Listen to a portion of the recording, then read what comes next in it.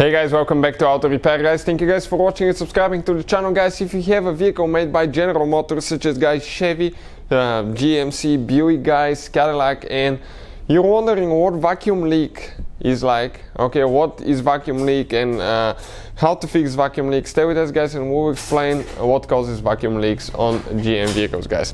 Now, quick introduction, we guys have more than 200 videos on every car we get at the shop. Why? Because our mission is to save you guys as much money as we can. So please subscribe to the channel and like the video. Hopefully guys you will find the information helpful. If you guys need any tools, parts or anything like that for your car, check out the link guys in the description of the video below and you can see where we get all our parts from for a good price, fast shipping as well. So vacuum leaks guys are extremely hard to find, okay, in some cases, and they can guys trick the engine computer into thinking that you have so many things wrong with the car when you just have one simple vacuum leak somewhere.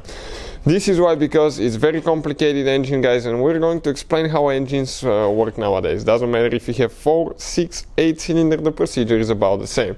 So let's start guys with locating your air filter box. This is guys your air filter box right here, and on the air filter box guys you have one device. That device is called guys mass airflow sensor. Most of the times it will have two sensors integrated in that thing. One is it measures how much air it gets in the engine. The other sensor reads the temperature of the air, and that way it can calculate how much fuel it needs and all that stuff. So it can adjust the variable timing, because newer engines they have variable timing as well guys.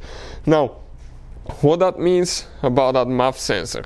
Okay, that MAF sensor, okay, let's say the car runs down the highway at 2000 RPMs and it's consuming 10 grams of air per second guys, but actually somewhere you're sucking more air, okay, and more air is getting in the engine that the engine computer doesn't know of. Let's say it's calculating only 10 grams, but you're actually getting let's say 12 grams. Okay, what is going to happen now? It doesn't know about these 2 grams guys, and that is going guys to throw a code for a system that that has a lean mixture. Okay, means more air, less fuel guys, and that is guys a vacuum leak right there. Things to look for guys now. Okay, this is your mass airflow sensor. Things that you need to look for: hose clamp for the intake boot past the mass airflow sensor, that they're tight. The one here, one on throttle body usually.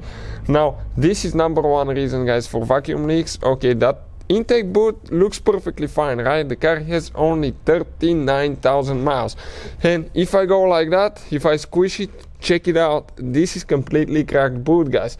That boot will start leaking very soon and it will cause vacuum leaks, especially winter times. Okay, those things crack easy because they get really hard and not so flexible. So remove your intake boot, because you may have one underneath and you may not notice the cracks, but inspect for cracks now guys. Make sure that you do not have, okay, loose hose clamps, as I said.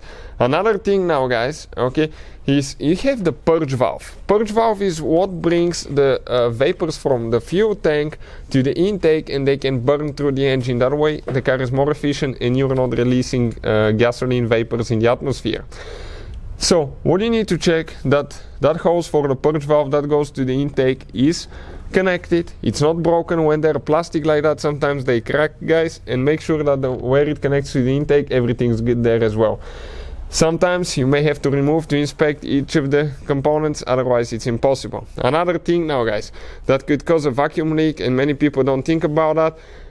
Okay, some people will think about the hose that goes to the Pcv valve, the positive crankcase ventilation valve, okay, which is right here. Usually will be on the valve cover somewhere, and inspect the hose guys. But sometimes a bad Pcv valve, okay, on this car it's integrated in the valve cover that is stuck open, will make the engine get more air, extra air guys, and that could cause a vacuum leak as well. Another thing now, okay, that to look for, you need to guys check the gasket for the throttle body that connects to the intake manifold, and the gasket, okay, for the intake manifold that connects to the cylinder head, check that one as well guys, because that could cause a vacuum leak. Check your injector seals as well, but usually you have a leaking. Okay, the one that connects to the intake manifold, you may notice a little bit of gas leak if you have a loose gasket there, guys.